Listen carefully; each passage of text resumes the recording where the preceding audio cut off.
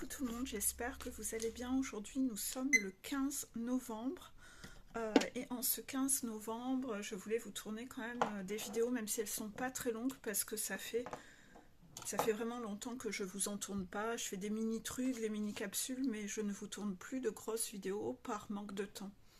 Je vais devoir changer un peu mon organisation et mes plannings parce que je n'arrive plus à avoir le temps de vous tourner des vidéos. Pour tourner des vidéos, il faut que je sois dans une plage horaire où je suis assez calme pour vraiment bien canaliser. Et en général, là, je suis un peu dans un rythme actuellement, un peu comme vous, un peu effréné en ce moment, parce que j'ai plein de trucs à faire, plein de trucs à gérer, et c'est un peu speed pour moi actuellement. Euh, je vais peut-être commencer.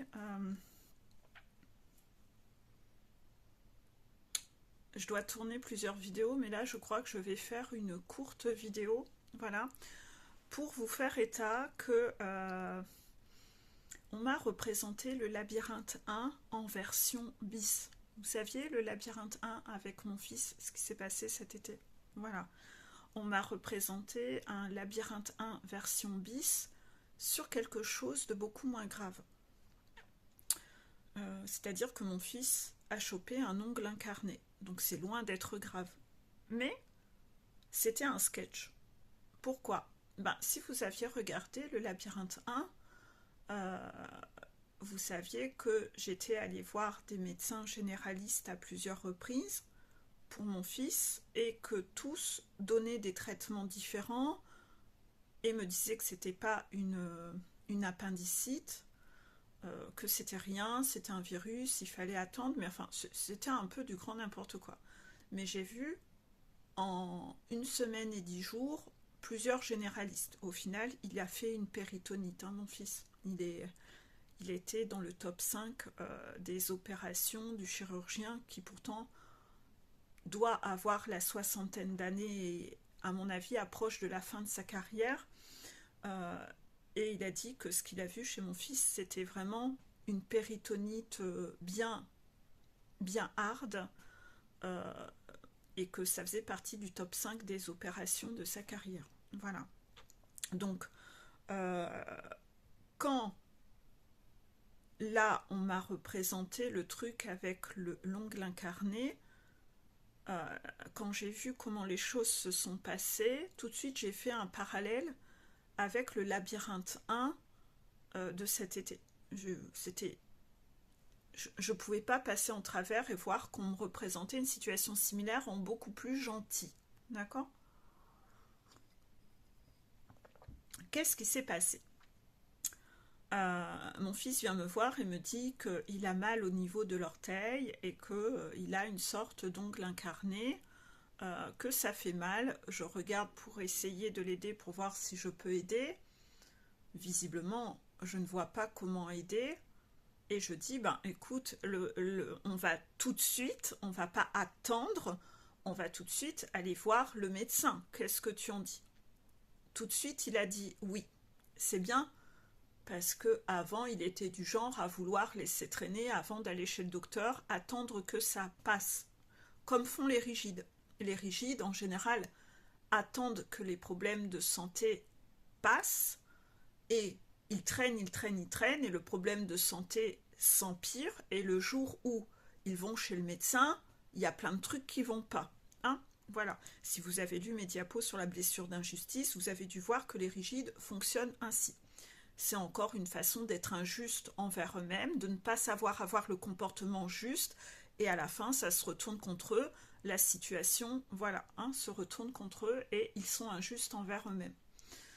Au final, là, j'étais contente de voir que cette fois-ci, il ne rechignait plus à aller chez le docteur. Je me suis dit que vu l'expérience qu'il avait vécue cet été, sans doute qu'il préférait dégainer beaucoup plus vite et aller voir le médecin tout de suite avant que ça ne s'empire. Donc ce qui m'a permis de déjà jauger une transformation chez lui. Il faut savoir que mes enfants ont rarement des problèmes de santé. Vous savez ce que les autres ont, genre gastro, grippe, bronchite, tout ça. Eux, aucun des deux n'a eu de bronchite de sa vie. Ils ont peut-être fait 2-3 gastro chacun. ils ont pas eu grand-chose. Et quand ils ont eu, par contre, ils ont eu des grosses expériences chacun, comme celles qu'ils ont chacun traversées, mais pas ma fille, son Kawasaki, et lui, cet épisode de péritonite. Mais en dehors de ça, ils n'ont pas de petits trucs, en fait. Donc, nous allons très rarement chez le docteur. Et inévitablement, quand il y a un truc, ils ont tendance, lui, il a tendance à se dire, bah, on va attendre, ça va passer. Voilà. Bref, nous allons chez le médecin et encore une fois, exactement comme dans le labyrinthe 1, mon médecin n'est pas là et c'est une remplaçante. Je ne veux pas faire d'a priori, me faire, malgré ce que j'ai vécu au labyrinthe 1, je refuse de mettre tout le monde dans le même sac. Je vais quand même à cette consultation sans a priori, en me disant un ongle incarné, cette remplaçante va savoir gérer la situation. Le sketch. Cette jeune demoiselle qui est adorable, super gentille, rien à redire, hyper sociable, pas de soucis, super gentille, demande à mon fils de retirer sa chaussette, elle regarde à peine le truc, elle y touche même pas, elle regarde même pas avec une lampe, elle regarde à 1 mètre de distance et elle dit non mais ça va, il n'y a rien, c'est à peine infecté, moi je peux rien faire et je vais pas l'envoyer chez un chirurgien pour si peu. D'accord, donc en fait, entre rien faire et chirurgien, il y a donc rien comme alternative dans la nuance de gris sur une histoire d'ongle incarné. J'ai trouvé ça très étrange. Bon, après, je suis pas spécialiste. Bon. Elle me dit, non mais, tout ce que tu peux faire, fais des bains d'eau chaude et après, avec un petit ciseau, t'essayes de faire ressortir l'ongle et ça va passer tout seul, t'as presque rien, tu désinfectes et voilà. Ça va passer. Un peu comme les premières, cet été, la péritonite, mais elle, je ne l'avais jamais vue. C'était pas la même. C'était pas la même, hein. D'accord? Donc, bref. Au final, nous rentrons à la maison, on fait ce qu'elle dit. 2 jours après, c'est encore plus infecté. Ça s'empire, mais ça s'empire, c'est pas beau du tout. Et ce qu'elle nous a préconisé comme conseil, on ne peut pas, parce que il n'est pas incarné dans le haut de l'orteil, c'est incarné ici. Donc on n'arrive pas à accéder. Je vois mon fils qui essaye de se triturer à fond, ça saigne, ça suppure. Voilà, encore le même sketch, vous voyez? Et là, bien sûr, je suis confrontée une fois de plus à devoir accepter de voir mon fils souffrir devant mes yeux et une fois de plus être impuissante. Bon, je me rends compte que j'arrive beaucoup mieux à le vivre qu'à l'époque, c'est aussi moins grave, hein. Mais même avant qu'il aille se faire opérer, je le vivais très mal de le voir avoir mal. Là, je sens que je sais beaucoup mieux gérer. Ça se triture moins dans mon estomac, mes entrailles, hein. Les parents savent ce que c'est. Parfois, c'est très dur pour nous de voir nos enfants souffrir. Donc, au final, je trouve que déjà, moi-même, j'évolue là-dessus. Et là, je me dis, c'est bon, moi, je ne retourne pas voir un généraliste. Je vais trouver un pédicure podologue, un spécialiste dans le domaine pour qu'il traite le sujet, parce qu'elle, visiblement, elle traite l'ongle incarné à 1 mètre de distance, donc ça va être quand même un peu compliqué. Et je me suis rappelé... Ah, j'ai pas fait la vidéo là-dessus. J'ai pas fait la vidéo là-dessus. Merde. En fait, il y a pas longtemps, je suis allée voir un dermato pour moi. Et par rapport à ça, mon fils voulait retirer un grain de beauté ici, qui l'empêche, qui l'embête quand il veut se faire raser. Et sa dermato à lui, qui travaille dans le même cabinet, a dit que l'on n'avait pas le droit de retirer un grain de beauté à cet âge-là, parce que comme ça peut créer des cicatrices, comme il est encore en croissance, c'est interdit, qu'il faudrait qu'il attende d'avoir à peu près une vingtaine d'années, pas avant, il n'a que 15 ans. Euh, et là, mon fils, il en a vraiment marre, il trouve ça gonflant. J'ai donc questionné mon dermato à moi, qui est beaucoup plus âgé, qui lui est très spécialisé dans plein de trucs, et lui a dû... c'est des conneries ce qu'elle a dit, c'est parce qu'elle a peur de le faire. Bien sûr qu'on a le droit de le faire. Et donc en fait, il dit bah, moi je vais le prendre. Alors que lui, de base, ce genre de truc de base, il fait pas en fait. Et en fait, il a accepté de rendre ce service, qu'il va lui retirer ce grain de beauté. Donc en fait, c'est assez rigolo parce que là, ça se représente deux fois. Alexis rencontre des femmes médecins jeunes et qui refusent de faire des choses parce qu'elles ont peur de le faire. Lui-même qui veut faire médecine m'a dit, c'est à se demander, franchement c'est en train de m'écœurer, je suis pas sûre d'avoir envie d'être médecin généraliste. Waouh. J'ai dit, ne te compare pas à ces personnes-là.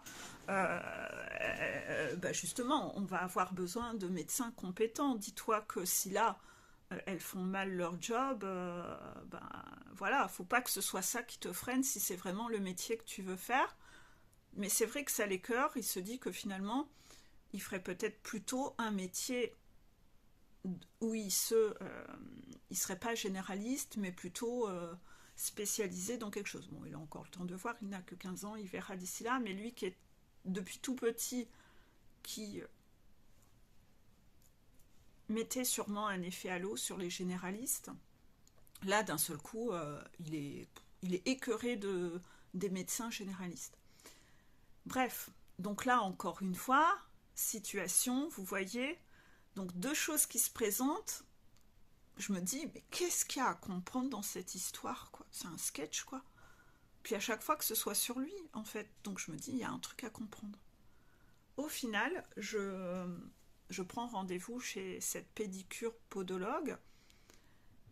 Et devinez, c'est encore écrit remplaçante de. Oh, je dis putain, ça va encore recommencer. Je dis, on va pas s'en sortir. Mais finalement, hier, il a quand même eu son rendez-vous parce que c'était la seule qui était dispo rapidement. Et la nana a très bien fait son job et elle l'a soulagé et elle a fait le job. Donc là, elle a vraiment été triturée, etc. Hein, donc sans anesthésie, non, elle est allée vraiment... il a fallu qu'elle aille accéder pour accéder à la racine de l'ongle ici, hein, sur l'orteil, pour pouvoir accéder. Et donc, il a eu mal, hein, inévitablement. Mais avec tout ce qu'il a vécu cet été, maintenant il est passé à un niveau de gestion de la douleur qui a atteint un niveau très haut. Lui qui enfant était assez sensible à la douleur, je vois à quel point il a évolué, surtout en fait. Et il n'a pas été réfractaire non plus à aller voir un spécialiste tout de suite. Il n'a pas dit non. Donc en fait, par rapport à ça, je me suis dit waouh!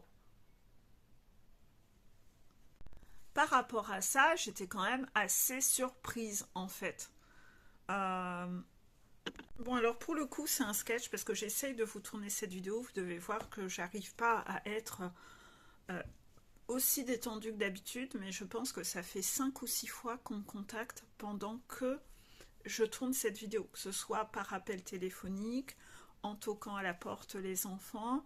Donc vous voyez, quand je vous dis que je n'arrive pas du tout à vous tourner de vidéo en ce moment, c'est que ça devient un peu compliqué.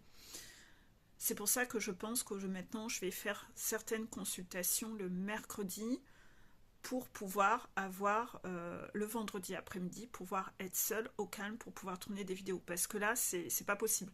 Et ça fait tant, c'est impossible de me concentrer à vous faire une vidéo. Donc j'essaye de reprendre cette histoire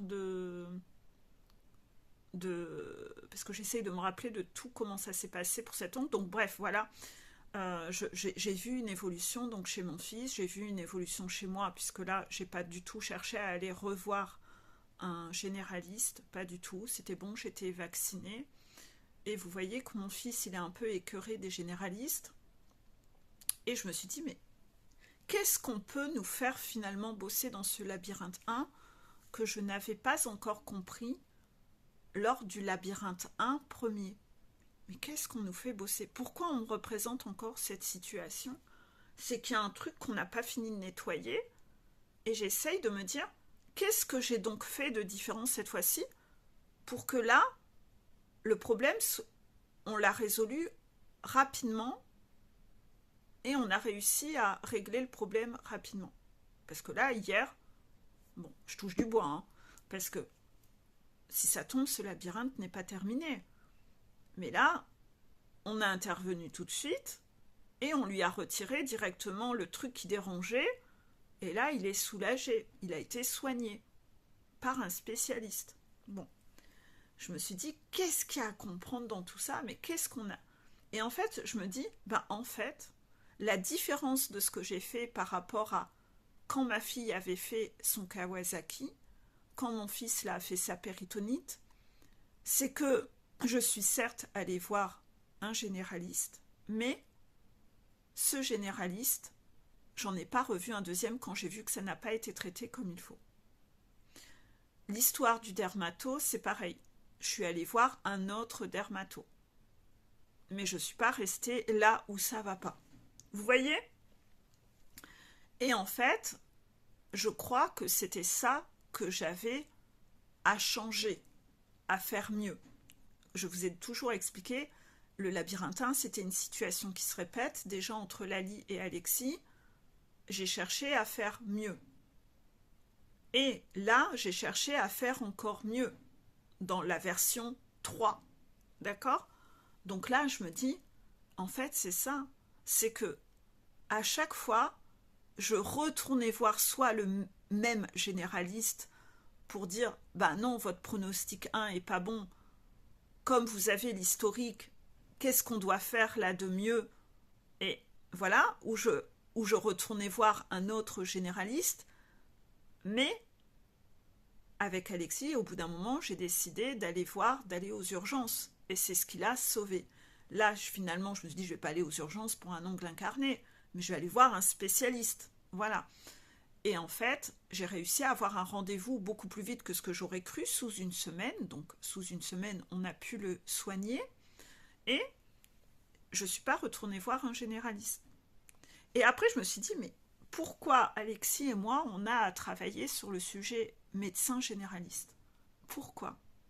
C'est quoi mon problème avec les médecins généralistes? Est-ce que j'avais réellement un effet halo?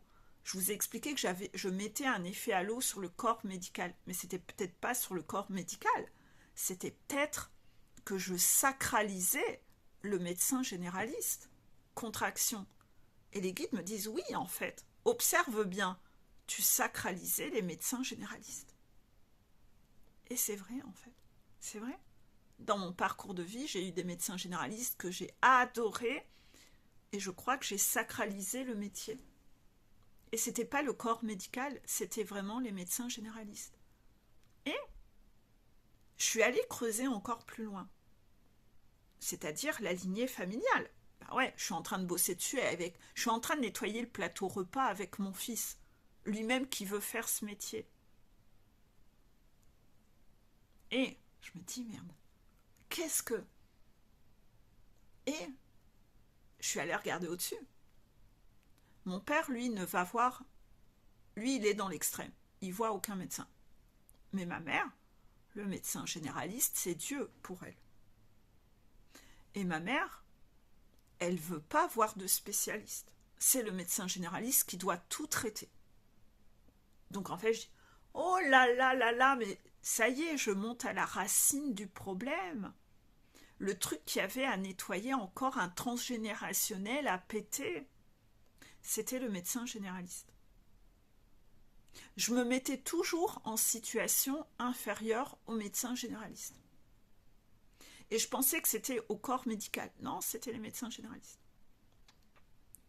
Et c'est un truc de fou, cette conscientisation, donc, puisque là, je suis allée beaucoup plus précis, j'ai vu vraiment où était le problème, et que c'était dans ma lignée familiale.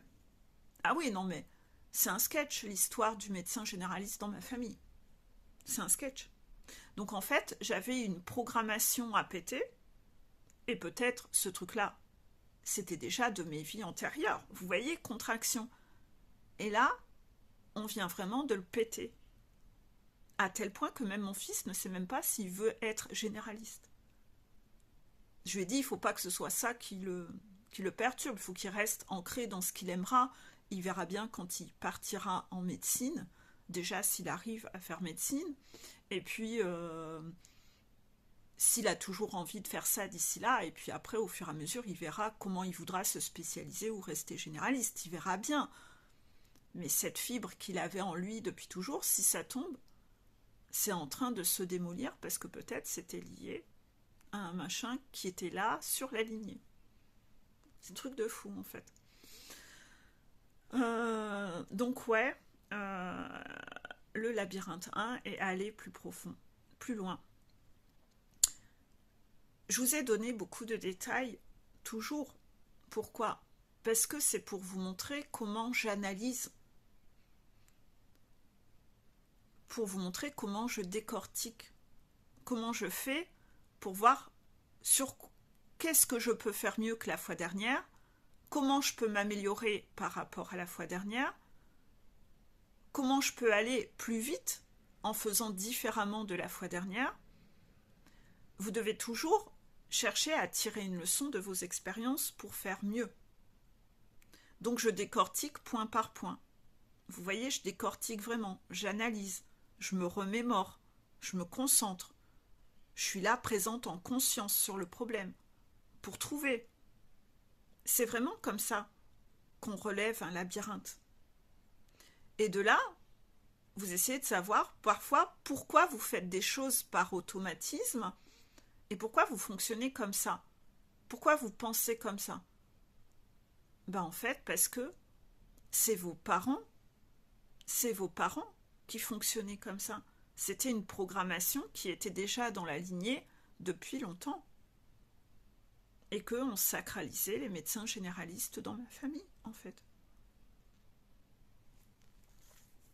Maintenant, il va falloir que je reste très neutre là-dedans et que ça n'empêche pas que mon fils, il ne faut pas qu'il s'écœure de ça pour si peu. Mais pas non plus qu'il fasse ça et pas le persuader de continuer à rester dedans non plus pour autant. C'est fais ce que tu veux, moi je m'en fous, voilà. C'est pas ça le problème, de toute façon c'est jamais moi qui ai décidé qu'il voulait être généraliste.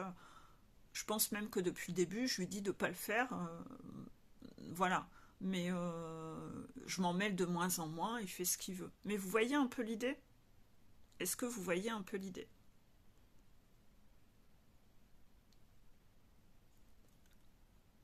Est-ce que vous analysez à ce point-là? Est-ce que vous creusez à ce point-là? Est-ce que vous allez vraiment chercher comment faire mieux? Comment améliorer? Est-ce que vraiment vous fonctionnez, vous analysez autant les labyrinthes? Toutes les vidéos des labyrinthes, que ce soit labyrinthe 1, labyrinthe 2 et le labyrinthe 3 qui débarquent, sont en ce sens en fait. Sont en ce sens. C'est pour vous pousser à montrer par des petites clés ni vues ni connues si vraiment vous pensez à analyser de la sorte. C'est dommage parce que c'est les vidéos les moins regardées, tout comme les vidéos The Crown. Les vidéos The Crown, vous les regardez peu, alors que même si vous ne regardez pas la série, il y a tellement de clés de compréhension dans les épisodes. Ça donne plein de trucs, il y a des canalisations dans ces vidéos-là. Ça parle parentalité, ça parle de vos parents, ça parle des fonctionnements dans les familles. Certes, plus dans la famille du runner, mais les chasers ont pris l'habitude d'analyser les effets miroirs. Donc, si vous êtes passé à côté de ces playlists-là, j'ai organisé ça avec des playlists, allez rattraper le retard. Pensez à mettre un pouce j'aime dessus aussi. Et puis surtout... Alors moi, je ne regarde pas le nombre de pouces qu'il y a sur mes vidéos, mais je regarde le nombre de vues. Mais n'empêche que l'algorithme, c'est quand vous allez mettre des pouces j'aime. Donc en fait, mettez des pouces j'aime, ça permet que les vidéos soient davantage regardées. Vous venez souvent me voir en me disant que avant de tomber sur ma chaîne, vous êtes tombé sur des chaînes qui disaient plein de conneries. Qui disaient que ce que les gens avaient envie d'entendre. Oui. Ouais, mais ces gens-là, ils ont des pouces j'aime. Donc en fait, ces chaînes-là sont propagées. Si vous voulez rendre service aux gens qui, comme vous, galèrent à tomber sur une chaîne qui dit des choses qui vous aident, vous avancer, mettez un pouce j'aime. Ça vous demande quand même pas beaucoup de boulot. C'est le donner-recevoir, c'est logique. Sinon, vous êtes ici en train de prendre sans rendre. Et ça ne vous choque pas. Ouais, mais réapprenez à être choqué de vos modes de fonctionnement, en fait. Hein. Vous voyez que moi, je suis pas obligée de tourner des vidéos pendant mes jours de repos. Je peux pas le faire pendant mes jours de boulot. Hein. Je commence à 9h, je finis à 19h30. Avec 10 minutes de pause le midi. Voilà. Hein. Donc, vous comprenez? Donc c'est pour ça que là, depuis 2-3 semaines, j'arrive plus à vous tourner de vidéos là. Je vous fais des articles, et ça, j'ai pas le temps. D'accord? Donc à un moment, ce serait quand même un peu con qu'il n'y ait plus de vidéos. Voilà. Ou que vous ayez qu'une vidéo par semaine, parce que mon stock est épuisé. Allez revoir les vidéos révisions également, parce qu'en ce moment, on est en train de refaire une passe sur des révisions pour ancrer des choses. Hein. On est dans l'automne. L'automne, c'est la saison où il faut lâcher ses feuilles. Donc en ce moment, on est en train de refaire des révisions sur des sujets où vous n'avez pas assez lâché vos feuilles. Les vidéos dans la playlist révision, elles sont faites pour ça. Elles donnent des vidéos en dessous à regarder, réviser ces vidéos-là, parce que vous êtes retesté là-dessus.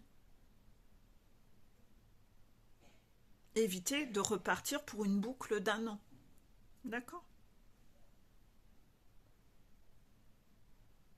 Est-ce que j'ai tout dit? D'accord.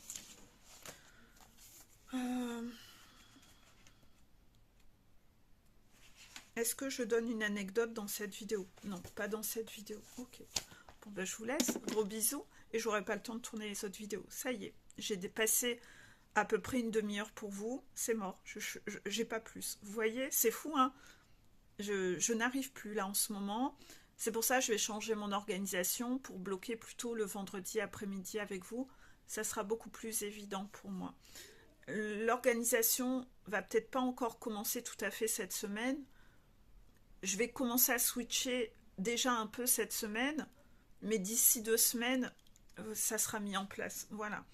Je me réinvente sans arrêt, je me réadapte sans arrêt, je suis créative par rapport à tout ça, mais là en ce moment c'est un peu, voilà, c'est un peu compliqué pour l'organisation. Voilà. Je vous fais des bisous, à bientôt. J'ai oublié de raconter dans cette vidéo, les guides veulent que je la rajoute à la fin justement comme anecdote. C'est que il voulait que je vous raconte ce que j'ai vécu ce matin qui était très rigolo. Bon. Alors en fait, c'est sur une anecdote toute bête du quotidien que j'ai eu, encore une fois. C'est que l'autre jour, ça va parler fringues là, j'avais repéré sur un site une nana qui avait vendé de jeans et j'avais déjà commandé un jean chez elle et je m'étais basée sur les informations qu'elle avait mises sur le site. Que elle, visiblement, vu la taille qu'elle faisait, sa silhouette, elle avait été obligée dans ce modèle précis d'acheter une taille plus grande parce que ça taillait étrangement.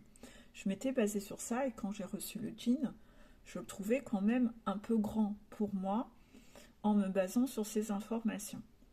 Et là, elle avait lancé les Black Friday et en fait, je voulais recommander des jeans sur ce site et la nana, je ne savais plus quoi commander en fait. Et en fait, la commande, je l'ai faite avec les guides. C'est les guides qui m'ont dit, ce modèle-là achète ça, ce modèle-là achète ça. Et en fait, ça fait pas mal de fois qu'ils me poussent. J'avais changé un peu ma penderie pour acheter et passer au 38 plutôt que de mettre du 36. Et là, ils me disent, mais pourquoi tu achètes du 38 tu peux mettre du 36. Et je sais pas, pour moi, non, mais j'ai grossi, je suis plus comme avant, je renonce à mon 36. Et elle me dit, mais non, achète du 36. Et ça fait, là, j'ai vraiment fait une confiance aveugle. J'ai acheté les modèles en fonction de la taille qu'ils m'ont dite et ils me vont à merveille. Donc en fait, j'ai été scotchée ce matin parce que c'était pas du tout ce que la logique voulait que je commande en fonction des informations du site, et eux m'ont dit exactement en fonction du modèle que je devais commander, quelle taille je devais prendre, et à chaque fois ça me semblait petit en fait, parce que je me voyais sûrement plus ronde que je ne le suis. Et bon, ronde entre 36 et 38, c'est pas ronde, mais vous voyez ce que je veux dire.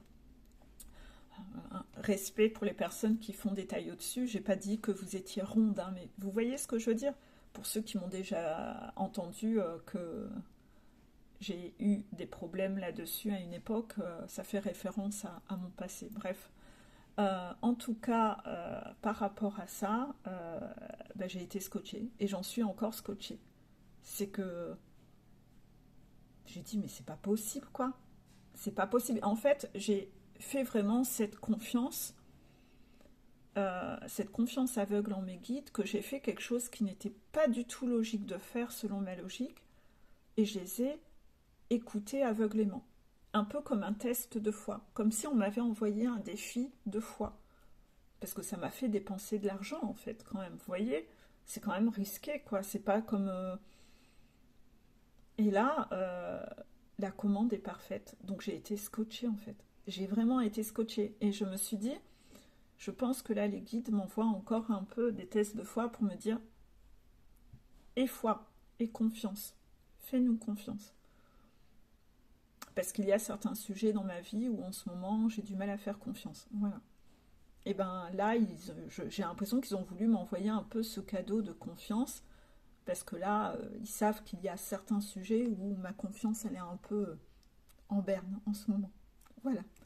Allez, bisous à vous.